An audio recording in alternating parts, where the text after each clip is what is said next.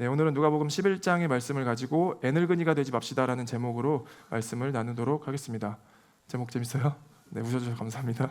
2025년 마지막 주일 예배입니다. 다들 1년 동안 어떠셨는지 좀 궁금합니다. 하나님을 사랑하고 이웃을 사랑하고 또 교회를 사랑하고 우주 만물을 사랑하는 그런 한 해가 되었는지 궁금합니다. 나는 작년보다 올해 조금 더 성숙해지고 성장한 것 같다라고 생각하시는 분 계실까요? 좋습니다. 편하게 뭐 어떤 현상과 어떤 드러남은 문제가 되지 않아요. 그거는 상관없고 본인의 어떤 정직한 마음과 영으로 나는 그래도 작년보다 2024년보다는 하나님을 더 사랑하려고 노력했던 것 같아. 그런 모습과 태도가 있었던 것 같아라고 생각하시는 분 계실까요? 네, 좋습니다. 3명, 나머지는 네, 다들 마음속으로 아마 손 들으셨을 거예요.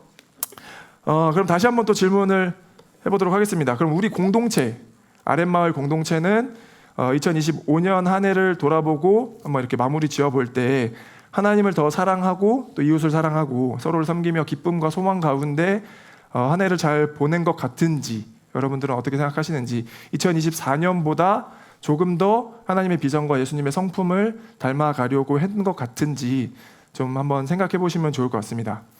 우리 기도에서도 이야기해줬지만 작년에 아름마을의 주제가 이립이었었죠. 이립이라는 주제를 가지고 왔었고 이립을 서른을 이르는 말을 표현할 때 쓰는데 마음이 확고하게 도덕 위에 서서 움직이지 않는 나이를 30, 서른이라고 하는 거예요. 이립.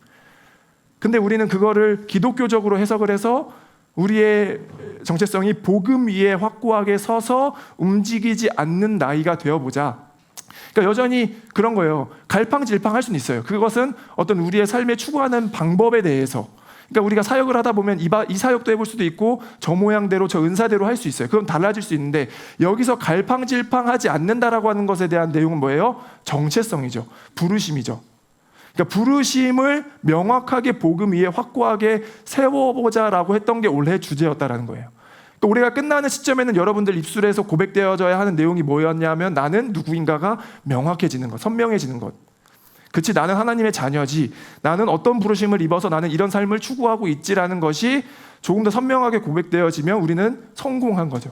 성공이라고 평가할 것은 아니지만 아무튼 그런 방향 안에서 우리의 교회가 아랫마을이 움직여져 왔다라는 거예요. 공동체를 늘 거시적으로도 보면서 그렇죠. 우리 공동체를 전체적으로도 보면서 동시에 한 사람 한 사람을 쳐다볼 수도 바라볼 수도 있어야 하는 줄 믿습니다. 그런 의미로서 제가 한 명 한 명을 이제 그렇게 보는 거기 때문에 너무 노여워하지 마시고 우리가 더 잘 성장해 나아갈 수 있으면 좋겠다라는 생각이 듭니다. 2025년 마지막 주일 말씀을 좀 나누도록 하겠습니다. 같이 한번 따라해 볼까요? 애늙은이가 되지 맙시다.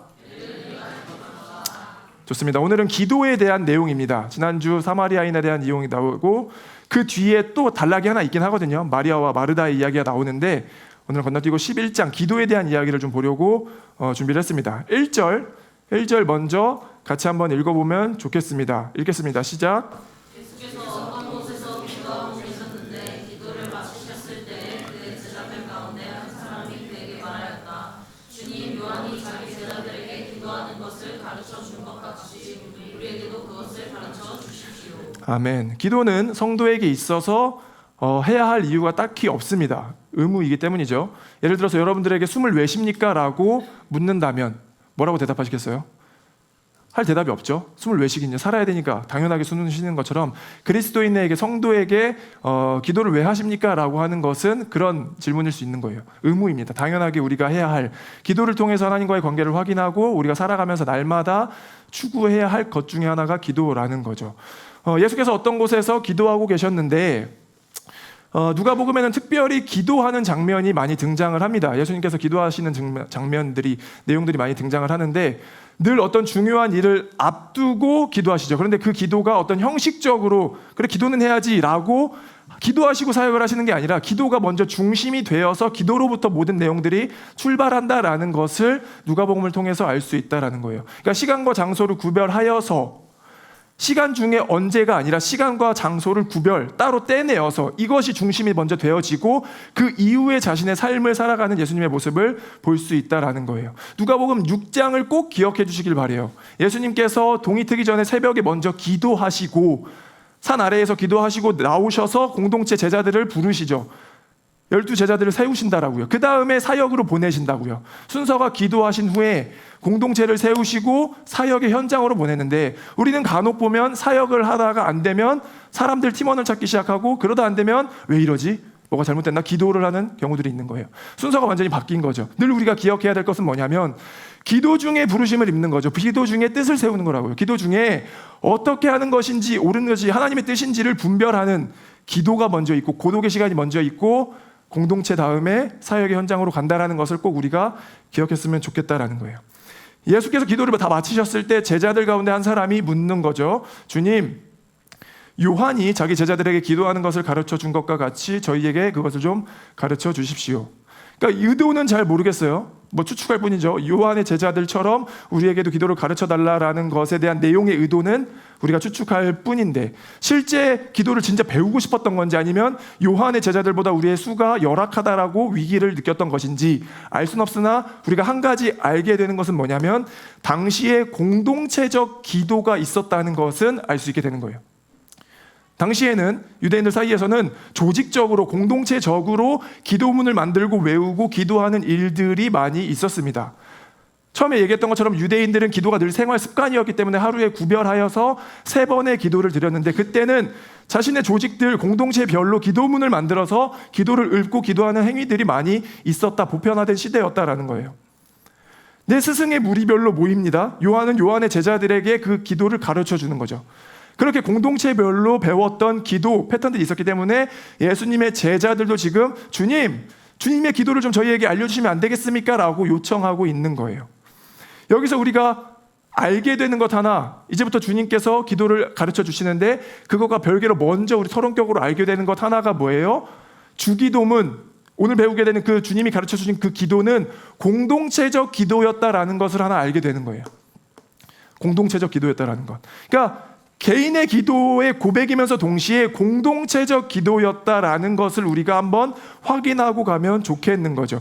공동체적 기도라고 하는 것은 나 하나가 그 기도를 잘 지키고 실천하며 훈련하며 이루어가고 있는지만이 아니라, 우리 함께 다 이루고자 하는 약속, 이 사람의 일용할 양식을 구하면서 동시에 나의 일용할 양식도 구하는, 이 사람의 어떤 삶의 모습이, 경건이 우리 공동체 가운데 함께 지어져 갈 수 있도록 약속하는 행위가 공동체적 기도라는 거예요.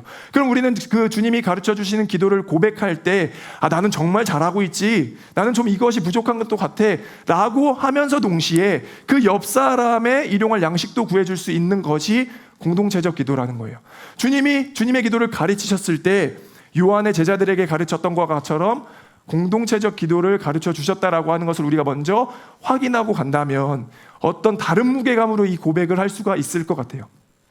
우리가 함께 주님의 기도문을 고백할 때에는 나 하나만의 기도문이 아니라 우리 함께 바라보는 기도문이 되길 진심으로 소망합니다. 2절 보면 예수께서 그들에게 말씀하셨다. 너희는 기도할 때에 이렇게 말하여라. 아버지, 그 이름을 거룩하게 하여 주시고 그 나라를 오게 하여 주시며 오게 하여 주시옵소서. 누가복음에서는 약식으로 표현되어 있지만 마태복음 6장에 가면 산상수훈 설교 가운데 주님의 기도문이 쫙 이렇게 작성되어 있는 것을 우리가 알 수 있습니다. 그게 이제 우리가 암기하고 있고 알고 있는 그 내용인데, 2000년 전 당시에 종교적 세계관 안에서는 신이라고 하는, 하나님이라고 하는 것은 매우 엄격하며 근엄하고 감히 우리가 눈 마주칠 수 없는 아주 위험 있는 존재로 인식되던 세계관이었죠. 유대인들이 얼마나 엄격했냐면 그 하나님의 이름을 함부로 부르지 않을 정도로 그 하나님은 매우 권위 있는 분으로서 우리가 상상하고 기도하고 있었다는 거예요. 하나님은 그런 분이 맞습니다. 그런데 예수님께서 오늘 자기의 제자들에게, 이후의 교회에게 가르쳐 주시는 공동체 기도 가운데 첫 문장이 뭐로 시작합니까? 아빠, 아버지라고 하는 거예요. 그 말은 뭐냐면 그때 당시의 세계관 안에서는 충격적이죠. 패턴을 완전히 부숴버리겠다라는 선언일 수도 있는 거예요. 유대인들은 야훼, 하나님, 엘로힘을 부를 수가 없어서, 기억하시죠? 여호와의 이름을 망령되이 부르지 말라라는 것을 철저히 지키기 위해서 아도나이, 주님이라는 이름을 따로 불렀다고요. 야훼라고 부르지 않고 아도나이라고 불렀어요. 왜냐하면 그 이름을 부를 수조차 없어서, 내 입에 함부로 올릴 수조차 없어서. 그런 세계관 안에서 하나님에게 예수님이 선포하시는 거예요. 아빠라고 부르라고, 아버지라고 선언하라고. 이거는 그때 당시의 종교적 세계관 안에서는 매우 충격적이죠. 예를 들면 북한에 가보진 않았어요. 뭐 동네 꼬맹이들이 그냥 어떤 사람들이 그 수령 동지 위대한 분을 보고 아빠 아빠라고 불렀을 때 갑자기 순간 얼음 되는 거 아니에요? 그런 것처럼 우리의 세계관 안에서 그럴 수 있는 것처럼 당시 2000년 전에서 종교 유대인들에게는 감히 하나님의 이름을 망령되이 부르지 말라라고 지켜왔는데 아빠라고 선언하라고 하는 그 예수님의 가르침은 충격이었겠죠. 3절, 날마다 우리에게 필요한 양식을 내려 주시옵소서. 이 날마다라고 하는 것은 오늘 하루 필요한 양식을 구하라는 의미를 갖기도 합니다. 그래서 이 말씀을 보면 당시의 세계관 안에서는 자연스럽게 출애굽 시대의 이미지가 연상이 되는 거죠. 출애굽했을 때 날마다 광야에서 하루하루에 먹을 것을 공급해 주셨던 광야 시절을 떠올릴 수 있게 하는 메시지라는 거예요. 그러면 내일도 어차피 먹을 것을 주실 거기 때문에 그냥 오늘 하루 것만 구해봐. 너가 가지지 못한 것에 대해 너무 불안해하지 말고 염려하지 말고 넉넉하게 살아도 돼 라고 하는 메시지로서도 맞겠지만 오늘은 아빠라고 하는 것과 나라고 하는 것에 대한 관계성으로만 주기도문을 해석해 보자라는 거예요. 예수님께서 주기도문을 주님의 기도를 가르치실 때 첫 선언했던 문장 아빠, 아버지라고 하는 그 관계성으로만 오늘의 말씀들을 한번 비춰보자라는 거죠.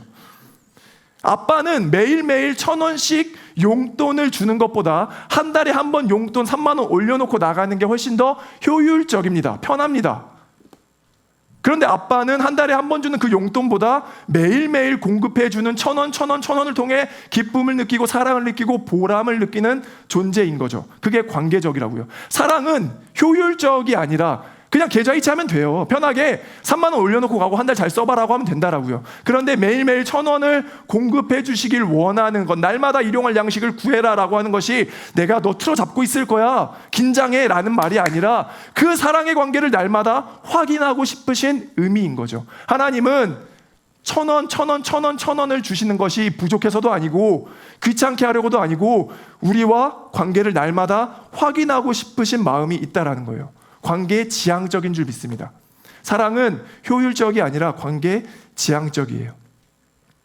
한 달에 한 번 주면 일처리가 훨씬 편하고 쉬운데도 불구하고 하나님은 날마다 우리에게 일용할 양식을 구하길 원하시죠. 예수님께서 가르쳐 주신 기도의 내용은 그런 의미가 담겨 있는 줄 믿습니다. 아빠라고 선언하시면서 동시에 날마다 일용할 양식을 구하라고 할 때 왜 그래 귀찮네 라고 볼 것이 아니라 그 사랑의 관계를 너 괜찮아 내가 지키고 있잖아 매일매일 너를 감찰하고 바라보고 있잖아 라고 하는 그 관계성을 우리에게 확인시켜 주고 싶은 그런 마음이 있다라고 하는 것을 느끼시기 바라요. 하나님의 마음을 우리가 알 수 있길 간절히 소망합니다. 11절 볼까요? 너희 가운데 아버지가 된 사람으로서 아들이 생선을 달라고 하는데 생선 대신에 뱀을 줄 사람이 어디 있으며 달걀을 달라고 하는데 정갈을 줄 사람이 어디 있겠느냐. 맞지 않나요? 진짜 아버지라면, 그렇죠? 진짜 아버지라면 자기 자녀가 이걸 달라고 하는데 그 위험한 걸 줄 사람은 아무도 없다라는 거예요. 진짜 아버지가 맞다면, 그 사랑의 관계성이 맞다면 차라리 그분은 우리의 아버지가 아니야라고 믿는 것이 낫지, 만약 그분이 정말 우리 아버지가 맞다면, 그 하나님이 우리 아버지가 맞다면 우리가 구하는 것보다 훨씬 더 좋은 것을 주시지 위험한 걸 주진 않는다는 거죠. 그게 진짜 아버지가 맞다면. 그러면 우리에게 고백되어질 수 있는 내용은 뭐예요? 우리가 가지고 있는, 소유하고 있는, 관계하고 있는 그 모든 것들이 정말 당신이 내 아버지가 맞다면 필요한 것들을 주셨겠죠. 물론 그것에 어려움들, 이해하는 과정들, 충분히 공감하지만 차라리 두 개 중에 이게 더 맞는 것 같아요. 차라리 그분은 나의 아버지가 아니었을지 몰라라고 믿는 게 더 합리적이지 않나요? 그런데 정말 그분이 우리 아버지가 맞다면, 하나님이 우리의 아버지가 맞다면, 아빠가 맞다면 우리에게 주어진 모든 것들은 우리가 이해하지 못하는 어느 순간에 다 합리적으로 이해되어지는, 정말 우리에게 필요한 것만 주셨던 그런 고백들이 나타나는 줄 믿는다라는 거죠. 아빠는 늘 우리에게 필요한 것들을 아버지에게 달라고 요청하길 원하시는 줄 믿습니다. 믿으시나요? 하나님이 진짜 원하는 마음은 일용할 양식을 날마다 구하라고. 너가 나 아빠라고 부른다며.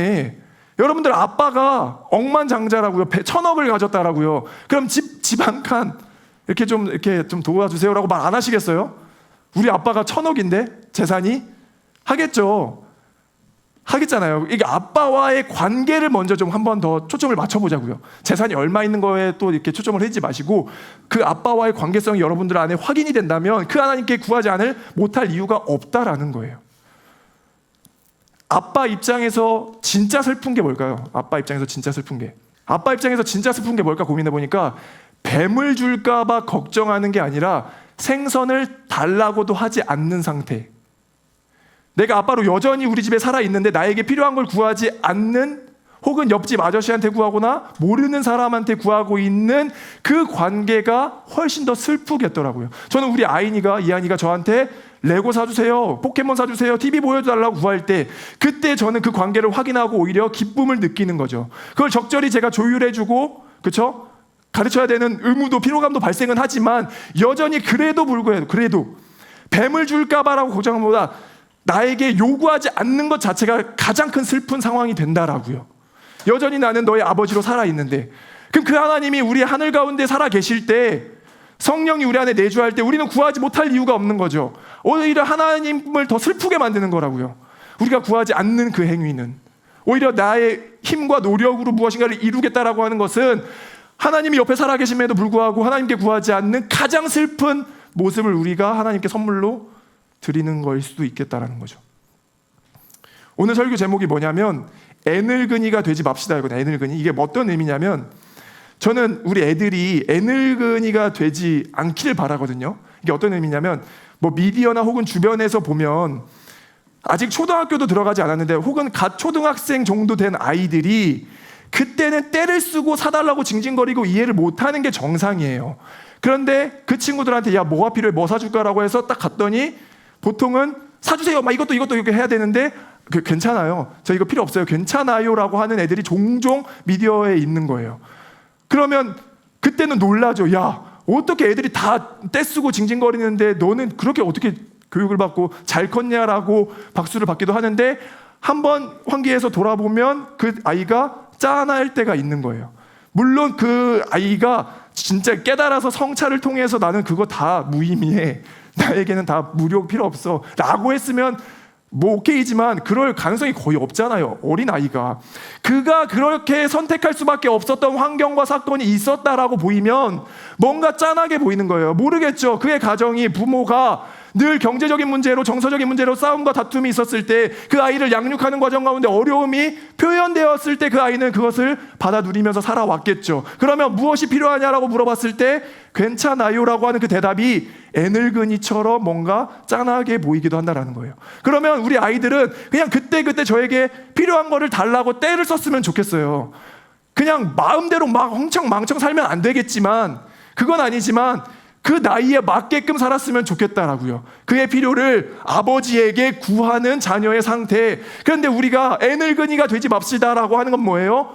우리의 정서가, 여러분들의 신앙이 정서를 따라갈 가능성이 커요. 내가 어떻게 살아왔는지가 신앙에 녹아질 가능성이 크다라고요. 그럼 그렇게 애늙은이가 된 나는 하나님께 구하지 않는 모습도 나타나더라고요. 하나님의 영광과 하나님의 나라를 위하여서는 열심히 살아요. 그런데 그렇게 열심히 잘 살아갈 수 있는 성숙한 사람들은 괜찮지만 때로 우리의 마음 가운데 여전히 어린아이 마음이 있지 않나요? 하나님께 구하고 싶어, 우리 아버지께 의지하고 싶고 떼를 쓰고 싶은 마음이 있는데 나의 정서가 그렇게 살아왔던 패턴이 하나님께도 구하지 못하면 그건 좀 아닌 것 같다라는 생각이 드는 거죠. 예수님께서 가르쳐 주신 기도의 첫 문장이 뭐예요? 아빠, 아버지라고 선언을 하고 계시는 거예요. 우리는 그런 관계야. 너는 아버지께 무엇을 구해도 아무것도 문제 없어. 아이니가 가끔 유치원에 돌아와가지고 유치원에서 이런 일이 있었어요. 누구 때문에 짜증났어요. 그럼 제가 그런 마음을 가지면 안 되지. 어떻게 거룩하게 하겠냐고요. 우리가 어떤 불편한 마음들, 우리의 실증들, 갈등들 하나님께 고백하여도 하나님은 그거 거룩하지 못한 거야 라고 정죄하시는 것이 아니라 날마다 우리를 위로하시며 다 들으시며 그것 가운데 성숙하길 원하신다라고요. 그럼 우리가 고백하지 못할 이유가 없는 줄 믿습니다. 하나님께 우리의 진실된 마음을 드리는 것이 오히려 건강한 거예요. 하나님께 달라고 떼를 쓰는 것도 건강하다라고요. 물론 욕망에 불태워라 라는 말은 아니에요.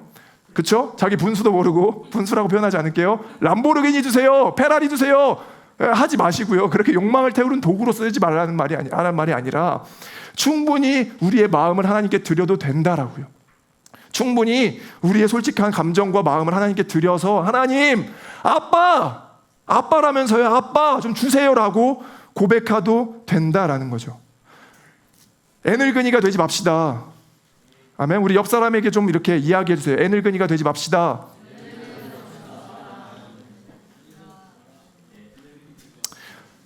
네. 철딱서니 없이 크지도 마시고 필요한 것들을 하나님께 눈치 보지 않고 마음껏 구할 수 있는 저와 여러분, 날마다 일용할 양식을 구할 수 있는 여러분이 되길 소망합니다. 우리는 이립할 거거든요. 이립할 거예요. 여러분들 스스로 힘을 기르고 자립할 수 있고 독립할 수 있고 서나갈 수 있는 이립을 준비해야 됩니다. 그런데 그게 애늙은이가 되라는 말은 아니에요. 이해되시죠? 이립이라고 하는 것이 내가 다 책임진다라는 어떤 잘못된 독립이 아니라, 이립은 건강하게 서나가면서 동시에 하나님께 의지할 수 있는 것, 애늙은이가 되라는 뜻은 아닙니다. 여러분들 꼭 기억하시기 바라요. 그렇죠? 여러분들의 신앙의 어떤 패턴들, 모습들을 보면서 나는 정말 하나님을 아버지로 고백하며 구하고 있는지 한번 돌아보면서 그 하나님께 우리의 모든 것들을 드릴 수 있는, 고백하며 우리의 필요를 채워달라고 이야기할 수 있는 그런 관계가 회복되어지길 간절히 소망합니다. 아멘. 마무리를 좀 할게요. 올해 초에 겨울 수련회 때 그 마지막 폐회 예배 말씀 혹시 기억하시나요? 겨울 수련회 우리 말리포에서 했을 때 폐회 예배 때 설교를 제가 했었었는데, 제목은 허구의 독립에서 정상적 퇴행으로 라는 제목이었었어요. 기억나세요? 심리학 용어 중에 있다고 했었죠. 심리학 용어 중에 의존적 욕구가 있다고요. 의존적 욕구. 의존적 욕구는 뭐냐면, 사람은 누구나 다 의존하고 싶은 욕구가 있다는 거죠. 가장 가까운 사람에게 의지하고 싶은, 의존하고 싶은 강한 욕구가 있대요. 보통은 아이들은 부모겠죠. 혹은 결혼해서는 배우자가 될 수도 있겠죠. 그 의존적 욕구가 채워져야만 건강한 사람이 될 수 있다라고 얘기하는 게 심리학 용어 의존적 욕구라고요. 근데 그 의존적 욕구가 채워지지 않을 때 어떤 현상이 벌어지냐? 어떨 것 같아요? 어떨 것 같습니까? 너무 어리광부리고 너무 떼쓰고 막 그렇게 될까? 의존적 욕구가 채워지지 않으면, 저 이거 주세요. 근데 이게 잘 채워지지 않았어요. 부모의 어떤 정서가 공급되지 않았어요. 어떻게 발화가 되냐면, 보통은 평균적으로 더 의젓해지고 더 강인해지고 더 일을 잘하는 사람이 되고 더 착실해지는 현상들이 나타난대요. 그 의존적 욕구가 채워지지 않으면. 근데 문제는 뭐냐면, 그 의존적 욕구가 채워지지 않은 상태에서 그렇게 커버리니까, 그렇게 잘 살다가 아주 작은 예민한 문제가 발생했을 때 너무 확 발화가 되는, 폭발해버리는, 때로는 그냥 오해면 오해로 풀 수 있는 건강한 자아를 가져야 되는데, 그 사람을 마치 공격한다라고 인식하거나 나를 오해한다라고, 나를 평가한다라고 인식하면서 갑자기 잠수를 탄다거나 다른 사람으로 돌변해버리는 현상들이 나타난다라고 하는 거죠. 이게 이제 의존적 욕구라는 심리학 용어이고, 그렇게 자신의 어떤 의젓함으로 성인이 되고 성장한 사람을 어떻게 표현하냐? 허구의 독립이라고 표현을 하더라고요. 허구의 독립. 그러니까 건강한 독립의 반대말이겠죠. 의존적 욕구가 잘 채워지면 건강한 독립이 일어나지만, 그게 채워지지 않으니까 허구의 독립으로 그냥 이렇게 의젓해지기만 한 그런 사람들. 근데 이제 허구의 독립에 있는 사람이 가능해지는 방법, 건강하게 다시 한번 이렇게 변화되어지는 방법이 하나 있는데, 뭐냐면 정상적 퇴행이라는 말을 해요. 이게 뭐냐면, 정말 나의 어떤 쓴 마음들, 힘든 고백들을 누군가에게는 퇴행, 이렇게 뱉어낼 수 있어야 그 안에 치료가 일어나고 치유가 되어서 정상적인 퇴행의 과정이 일어난다라고 하는 거죠. 이걸 해내지 못하면 늘 여전히 그냥 어떤 허구의 독립만 일어나서 육신은 커가는데 자아는 아직 어린이 상태에서 회복되지 않은 상태로 쭉 자라나는 거예요. 그러면 이제 공격받기도 하고 오해를 하기도 하고. 근데 그게 이제 가능하려면 뭐 결혼을 해서든 신에게든 어떤 방법을 통해서라도 자신의 쓴 이야기들을 다 뱉어내고 치유될 수 있는 정상적 퇴행이 되어야 된다라는 얘기를 하는 거죠. 근데 저는 이 심리학 용어들을 쭉 들으면서 이게 너무 신앙에도 잘 접목이 될 수 있겠다라는 생각이 드는 거예요. 여전히 그렇게 의젓하게 살아온 사람들, 어떤 환경과 어떤 사건들로 인해서 내가 더 잘 커야 돼, 잘 살아야 돼, 의젓해져야 돼, 나는 더 착실해야 돼라고 살아왔던 그런 사람들이 독립을 하긴 해야 되는데 허구의 독립과 건강한 독립 어느 중간 어디에 있겠죠. 자신이 판단해야 될 문제들인데 그게 잘 안 되는 것 같다라고 생각이 들면 정상적 퇴행의 과정을 꼭 거쳐야 된다라고요. 근데 그게 가능할 수 있는 방법은 뭐냐고요? 하나님 우리 아버지께 아빠에게 우리가 고백할 수 있는 신앙의 고백을 통해서 하나님이 아시죠? 하나님이 나의 마음을 다 알고 계시죠. 나의 모든 상황을 다 알고 계시죠. 그 정상적 퇴행을 하지 않으면 늘 우리는 그냥 거룩, 하나님의 나라, 하나님의 일하심만 바라보고 살다가는 힘들어요. 누구라도 힘들어요. 그것만이 할 것이 아니라 정확한 밸런스, 하나님께 나의 마음을 고백하면서 정상적 퇴행을 거치면서 건강한 독립이 일어나야 옳다라고 하는 거죠. 저는 올해 마지막 설교를 준비하면서 첫째 주에 이름을 외쳤지만 여러분들 스스로 서야 됩니다. 자립해야 됩니다. 잘해봅시다라고 했지만 마지막은 하나님의 자녀됨을 잃지 않고 끝났으면 좋겠어요. 내가 어떤 존재인지를 확인하고 마무리됐으면 좋겠다고요. 여전히 나는 하나님의 의지하고 하나님의 도움이 없으면 안 되는 존재라는 것을, 아빠라는 것을 인식하고서 2026년을 맞이했으면 좋겠습니다. 여러분들 기도카드 이제 가지고 돌아갈 텐데 거기에 한번 작성해보자고요. 아무에게도 말하지 못하는 정상적 퇴행을 부모에게도 와이프에게도 남편에게도 하지 못하는 그 말을 하나님에게 고백하여서 하나님 나의 마음을 치유해 주세요. 내가 그때 그런 오해를 받았었고 그런 힘든 시간이 있었는데 하나님이 나의 마음을 치료하여 주시길 간절히 소망하나이다. 정상적 퇴행을 거칠 수 있길 간절히 소망합니다. 아멘. 기도카드 끝날 때 가져가셔서 그렇게 기도문 작성해 보시고 내년에 하나님께 바라는 기도의 제목들, 아빠 이거 꼭 주세요, 나에게 도움이 필요합니다라고 고백할 수 있는 저와 여러분이 되길 진심으로 소망합니다.